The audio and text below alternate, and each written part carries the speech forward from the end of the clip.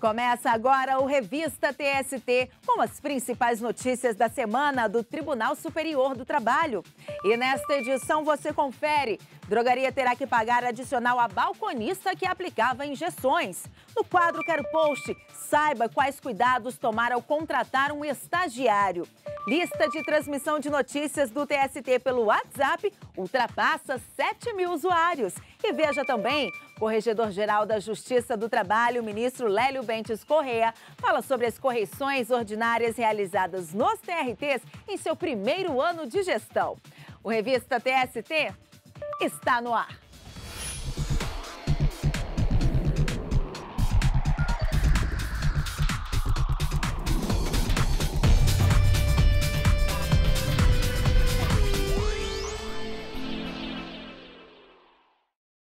O Revista TST começa trazendo um caso de destaque julgado ao longo da semana pela Seção 1 de Dissídios Individuais, responsável por uniformizar a jurisprudência trabalhista.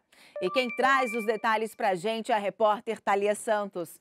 Olá, Thalia. Olá, Ana Amélia. O processo julgado pela SDI1 trata do pedido de um empregado da Infraero para ser incluído no sistema de progressão funcional da empresa.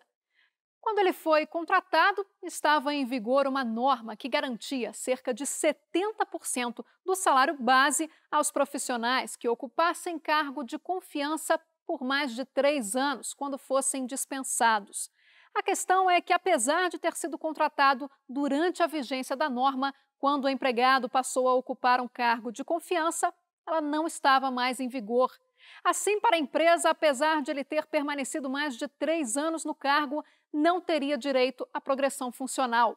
Acompanhe na reportagem como os ministros da SDI1 julgaram o caso. A Infraero implantou a progressão funcional em 2004.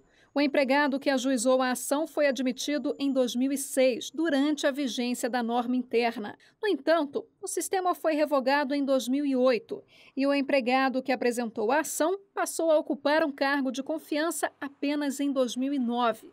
De acordo com a reclamação trabalhista, ao ser dispensado, o profissional esperava receber a parcela da progressão funcional, pois trabalhava há mais de 3 anos em um cargo de confiança, como era exigido. Porém, a Infraero alegou que, apesar de ter sido contratado durante a vigência da norma, a mudança de função só ocorreu quando a progressão não estava mais em vigor. O pedido do empregado foi aceito em primeiro grau, mas o Tribunal Regional do Trabalho da 10ª Região, com jurisdição no Distrito Federal e em Tocantins, acolheu o recurso da empresa. O caso, então, chegou ao Tribunal Superior do Trabalho. A decisão da 6ª turma do TST foi favorável ao empregado. Por maioria, ficou vencido o relator ministro Aloísio Correia da Veiga e a sentença foi restabelecida.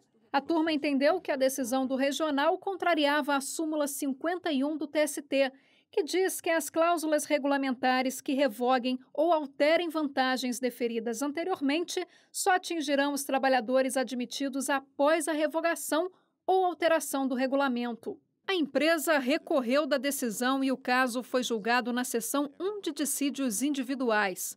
O relator, ministro José Roberto Freire Pimenta, considerou improcedente o pedido do empregado. O ministro citou a jurisprudência do tribunal e destacou 2 casos recentes julgados pela SDI1. Um deles de relatoria do ministro Cláudio Brandão, em dezembro do ano passado, quando a empresa foi absolvida por 9 votos a 3. Adotou-se o entendimento de que se não tem direito à incorporação da vantagem progressão especial prevista na informação padronizada já indicada, 320, os empregados da Infraero que preencheram o requisito temporal de 3 anos de exercício na função somente depois da revogação da norma, ocorrida em 11 de novembro de 2008. Prevaleceu, então, o entendimento de que a ausência de cumprimento ou de preenchimento do requisito de 3 anos na função constitui elemento de distinção, apto a afastar a aplicação do entendimento previsto no item 1 da súmula 51 desta Corte. Por unanimidade, o pedido do empregado para ser incluído no sistema de progressão funcional da Infraero foi negado. E olha essa novidade, a lista de transmissão de notícias do TST pelo WhatsApp ultrapassou o número de 7.000 usuários. Diariamente, eles recebem mensagens com os links de notícias sobre direito do trabalho e os últimos julgamentos dos diversos órgãos colegiados do TST. E se você também quiser fazer parte da lista de transmissão, é só enviar o seu nome completo para o telefone 61 998288461. O número é usado exclusivamente para o envio de notícias. E depois do intervalo, veja quais as regras para a contratação de um estagiário.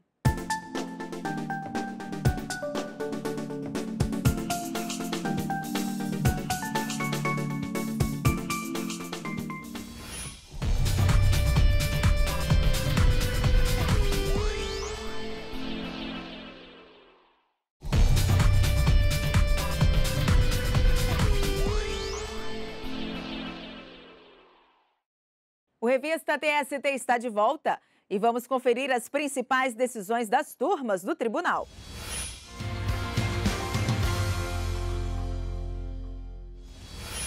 E eu começo com o julgamento da 4ª turma. A Raia Drogasil de Santos, São Paulo, vai ter que pagar adicional de insalubridade a uma balconista. Ela aplicava injeções nos clientes, tendo contato habitual com pessoas doentes e agentes insalubres. O pedido havia sido negado pelos juízos de 1º e 2º grau. O entendimento foi de que as drogarias não se equiparam aos estabelecimentos de saúde, como hospitais e serviços de emergência. Mas, ao julgar o recurso da profissional ao TST, o relator, ministro Alexandre Ramos, afirmou que o tribunal tem entendido que a atividade desempenhada de forma rotineira, como é o caso da balconista, justifica o direito ao recebimento de adicional de insalubridade. E a 7ª turma discutiu a quem cabe o ônus da prova em caso de demissão, empregado ou empregador. O caso é referente à dispensa de um servente de uma empresa de Fortaleza, no Ceará. Na ação, o servente pediu o pagamento das parcelas referentes à rescisão do contrato de trabalho sem justa causa. A Tecnord, empresa de tecnologia onde o servente trabalhava, sustentou que não demitiu o empregado e que o contrato dele estaria em aberto. Ainda de acordo com a empresa, o colaborador passou a receber faltas depois de ter sido devidamente notificado para retornar ao posto de trabalho. Com base nos argumentos da Tecnord, o Tribunal Regional do Trabalho da 7ª Região, no Ceará, manteve a sentença que entendeu ter partido do servente a iniciativa de rescindir o contrato. O empregado recorreu ao Tribunal Superior do Trabalho. Argumentou que a empresa atraiu para si o ônus da prova ao negar que o tivesse dispensado. Ou seja, caberia à Tecnord comprovar que o servente ainda faz parte do quadro da empresa. Ao examinar o caso, o relator do processo na 7ª turma do TST, ministro Vieira de Melo Filho, destacou a súmula 212 do tribunal. De acordo com o texto, o ônus de provar o término do contrato de trabalho quando negados a prestação de serviço e o despedimento é do empregador, pois o princípio da continuidade da relação de emprego constitui presunção favorável ao empregado. O relator ressaltou que, apesar de a empresa ter dito que enviou notificações cobrando o retorno do empregado ao trabalho, a existência desses avisos não foi comprovada. De acordo com o ministro, o regional tomou a decisão com base no critério de divisão do ônus da prova, o que contraria a súmula 212 do TST. Por unanimidade, a 7ª turma aceitou o recurso e reconheceu a dispensa sem justa causa. Os ministros determinaram ainda o retorno dos autos à vara do trabalho de origem, para que os pedidos feitos pelo empregado em função da demissão sejam julgados.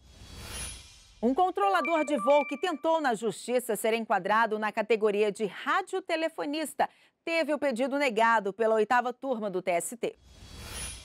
O pedido havia sido julgado inicialmente pelo Tribunal Regional do Trabalho da 1ª Região, no Rio de Janeiro. Para o TRT, o controlador de voo está vinculado às instruções expedidas pelo Ministério da Defesa e pelo Comando da Aeronáutica, inerentes ao controle do espaço aéreo brasileiro. E ainda que a atividade exija o uso de radiocomunicação, radar, computador e telefone, não se aplica à função de radiotelefonista. O profissional recorreu ao Tribunal Superior do Trabalho, reforçou que ficava mais de 3 horas consecutivas com o telefone sem fio, transmitia orientações de controle às aeronaves e viaturas no solo e recebia chamadas e análises das informações.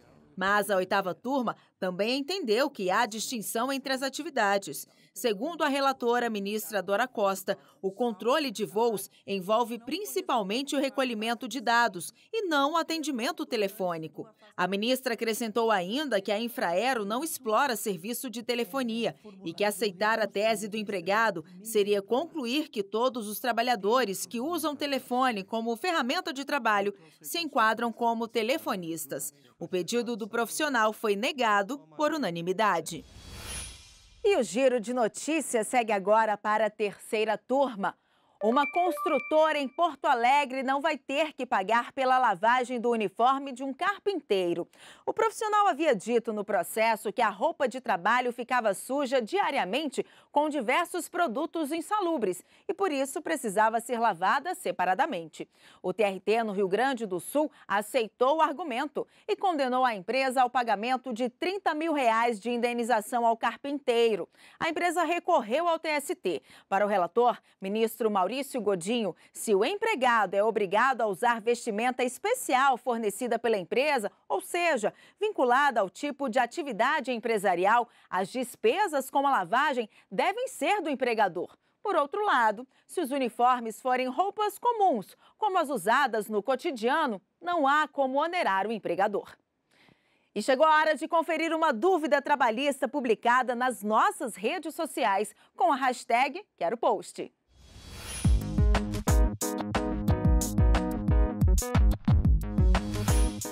A pergunta que chegou pra gente com a hashtag #QueroPost veio pelo Twitter. Quais cuidados devo tomar ao contratar um estagiário? Vamos ver a resposta na reportagem. Lucas tem 24 anos e está no último semestre da graduação em Educação Física. Há 1 ano e 7 meses, ele faz estágio nesta academia em Brasília. Por aqui ele aprende na prática o que na faculdade estuda na teoria. Tudo é acompanhado pela instituição de ensino por meio de relatórios e as atividades por um supervisor formado na área. Meus supervisores, eles dão muitas oportunidades para a gente aprender. Além do acompanhamento, a gente trabalha com muitos grupos especiais, idosos, pessoas com doenças como diabetes, hipertensão, e a gente aprende a trabalhar com esse público. Depois de tanto esforço e dedicação e prestes a se formar, ele recebeu proposta para ser contratado na própria academia. Eu estou numa empresa que eu considero boa e que vai me dar oportunidades que são boas comparado com o restante do mercado. Aqui os estagiários cumprem jornada de 6 horas por dia. Todos trabalham em áreas ligadas ao curso. Nós não contratamos estagiários sem ser na devida função. Tipo, ele está estudando na área de educação física, bacharel, então ele vai estar na área de musculação, né? O contrato de estágio e o de trabalho são bem diferentes. Por isso, é preciso ficar atento às regras para que a relação entre empresa e estagiário não crie vínculo empregatício. Essa juíza do trabalho explica que a regra principal é o acompanhamento periódico das atividades pela instituição de ensino. É necessário que haja a interveniência da instituição de ensino. Isso é fundamental. Se eu tiver um suposto compromisso de estágio, que não tiver uma escola acompanhando, quer dizer que isso não é estágio, porque estágio é integração escola-empresa, né? Integração teoria com prática. A juíza lembra ainda que é necessário um contrato assinado pela empresa e pela instituição de ensino com todas as informações a respeito do estágio. Quando eu não tenho essa formalidade, existe um risco muito grande de depois essa relação ser discutida, porque o estágio muitas vezes é próximo de uma relação de emprego, que você tem uma pessoa humana prestando serviço. É uma relação pessoal, igual uma relação de emprego. Eu não posso mandar uma outra pessoa no meu lugar, né? Então, se não tiver esse cuidado de ter essa formalidade, existe um risco de depois isso ser questionado, inclusive judicialmente. A Lei 11.788, de 2008, regulamenta o estágio e garante vários direitos aos estudantes. A jornada não pode ultrapassar 4 horas diárias e 20 horas semanais, no caso de estudantes de educação especial e dos anos finais do ensino fundamental, na modalidade profissional de educação de jovens e adultos. 6 horas diárias e 30 horas semanais, no caso de estudantes do ensino superior, da educação profissional de nível médio e do ensino médio regular. O estágio relativo a cursos que alternam teoria e prática nos períodos em que não estão programadas aulas presenciais pode ter jornada de até 40 horas semanais, desde que isso seja previsto no projeto pedagógico do curso e da instituição de ensino. Se a instituição de ensino adotar verificações de aprendizagens periódicas ou finais nos períodos de avaliação, a carga horária do estágio deve ser reduzida pelo menos à metade. A duração do contrato de estágio não pode ser superior a 2 anos, exceto quando se tratar de estagiário com deficiência. A legislação prevê ainda que a manutenção de estagiários em desconformidade com a lei caracteriza vínculo de emprego. Alguns casos envolvendo o tema já foram julgados pela Justiça do Trabalho. Em um deles, a 7ª turma do TST reconheceu o vínculo de emprego de um bancário do HSBC que tinha sido contratado como estagiário de economia por 2 anos. De acordo com depoimentos, o estagiário desempenhava tarefas como atendimento a clientes em igualdade de condições com os demais empregados e sem qualquer ligação com a área de formação. E depois do intervalo, Corregedor-Geral da Justiça do Trabalho, ministro Lélio Bentes Corrêa, fala sobre as correções ordinárias realizadas nos TRTs em seu primeiro ano de gestão.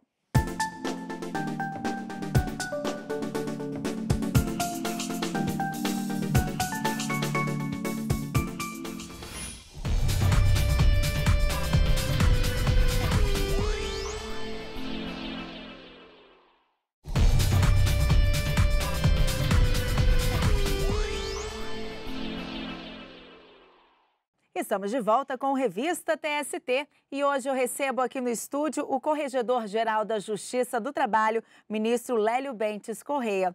Muito bem-vindo ao nosso programa, ministro. Muito obrigado, é um prazer voltar aqui. O senhor completou um ano à frente da Corregedoria-Geral da Justiça do Trabalho. Qual a avaliação que o senhor faz, ministro, das correções realizadas até então? Bem, nesses 12 meses nós visitamos 12 tribunais regionais do trabalho em correição ordinária. E o que pude constatar é que, graças ao esforço de magistrados, magistradas, servidores e servidoras, a Justiça do Trabalho continua prestando um serviço de excelência à sociedade brasileira. Para que você tenha uma ideia, no ano de 2018, as varas do trabalho julgaram 600 mil processos a mais do que receberam. E isso trouxe um impacto muito significativo na redução do prazo de tramitação desses processos.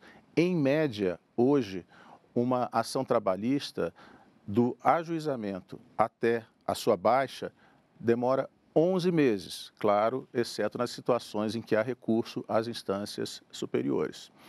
Além disso, a Justiça do Trabalho é a que mais concilia, um índice de conciliação de mais de 27%.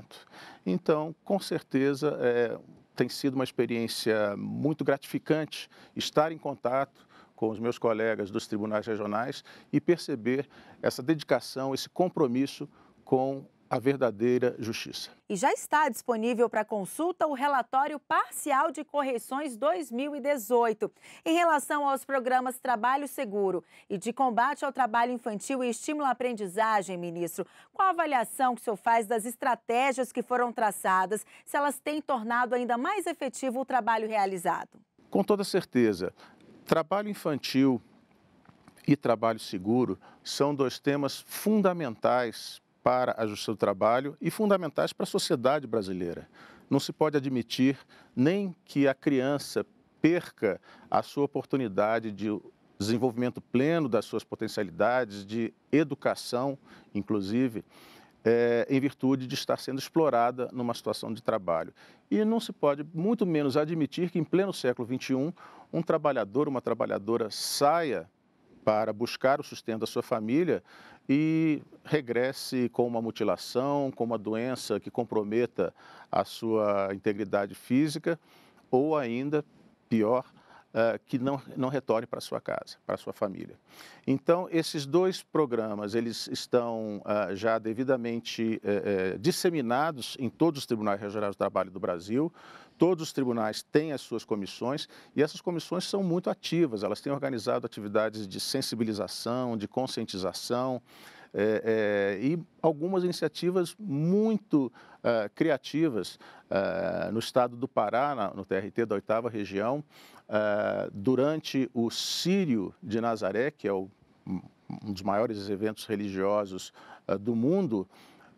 A comissão tem, por meio de parcerias, conseguido disseminar a mensagem por camisetas, por materiais de divulgação, inclusive com a utilização de um trio elétrico, não é? Então, é uma demonstração do quanto a Justiça do Trabalho tem feito para além do processo, buscando alcançar a sociedade e levar a mensagem de valorização desses direitos fundamentais. A Corregedoria desenvolveu um banco de boas práticas e políticas afirmativas. O senhor poderia citar exemplos das melhores iniciativas e experiências adotadas pelos TRTs? Com toda certeza, todos os TRTs que percorri têm algo a demonstrar a esse respeito.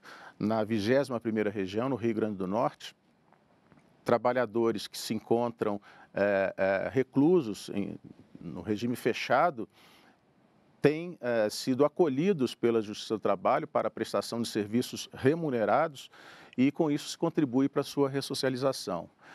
Na Paraíba, uma iniciativa simples e com baixíssimo custo de próprios servidores do TRT, da área de informática, tem permitido o treinamento de adolescentes das escolas públicas no desenvolvimento de software e também na manutenção de computadores que o próprio tribunal oferece para essa atividade. A última turma organizada foi uma turma formada exclusivamente por reeducandos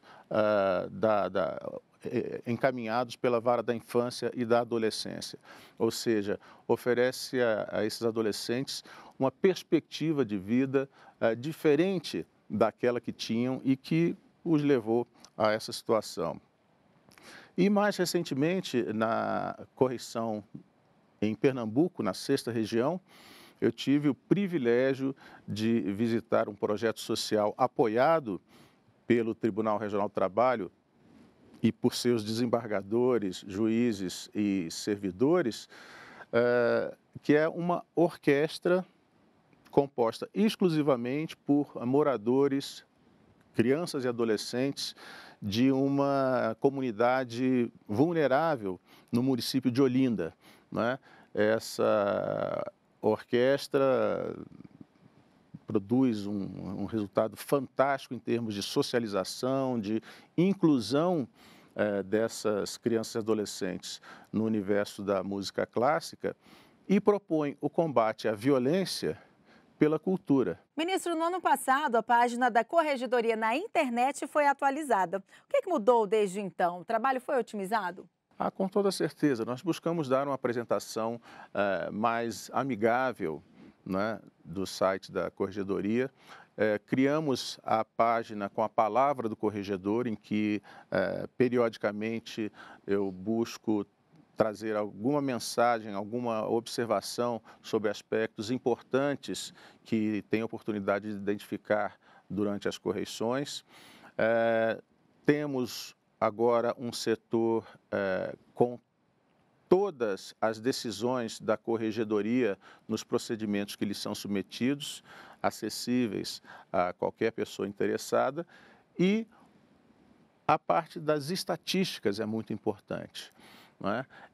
Tem se falado muito sobre justiça do trabalho nos meios de comunicação, mas muitas dessas opiniões não têm qualquer fundamento fático e muito menos em números. E as nossas estatísticas, elas mostram com absoluta transparência a realidade da Justiça do Trabalho, né? E desses números, a consequência que se extrai, ou a conclusão que se extrai, melhor dizendo, é de que a nossa justiça é a mais produtiva do país.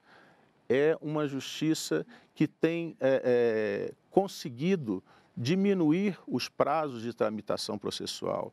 É a justiça que mais concilia no país. Portanto, é um exemplo para todos os ramos do Poder Judiciário. Ministro, muito obrigada pela entrevista.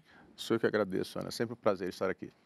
Bom, e esta edição do Revista TST termina aqui. Você segue acompanhando as notícias do Tribunal Superior do Trabalho no nosso site e pelas redes sociais. Muito obrigada pela companhia e até o próximo programa.